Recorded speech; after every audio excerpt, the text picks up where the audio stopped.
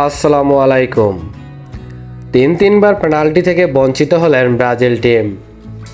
D বক্সের ভিতরে Vinicius জুনিয়রকে গুরুতর ফাউল করা হয়, কিন্তু রেফারি সেটা দেখেও না দেখার ভান করলেন। আবারও খেলার কিছু মিনিট পর লুকাস পাকুয়েতার শটে কোস্টারিকার ডিফেন্ডারের হাতে বল লেগে যায়, যেটা হ্যান্ডবল ছিল এবং পেনাল্টি পাওয়ার যোগ্য ছিল ব্রাজিলের। সেটাও এড়িয়ে গেল রেফারি। প্রথমার্ধে ব্রাজিল ৭৫% বল নিয়ে মাঠে আধিপত্য দেখিয়েছেন। ৩৪ মিনিটে মার্কিনোইস একটি গোল করেন এবং সেই গোলটিও বাতিল করা হয় অফসাইডের কারণে। আজ কোপা আমেরিকার প্রথম ম্যাচে ব্রাজিল ০-০ গোলে ড্র করে। আজ আমার কাছে খেলা দেখে মনে হচ্ছে ব্রাজিল কোস্টারিকার বিপক্ষে নয়, ব্রাজিল খেলেছে রেফারির বিপক্ষে। আপনারা আমার সাথে কি একমত? জানিয়ে দিন আপনার মতামত কমেন্ট বক্সে।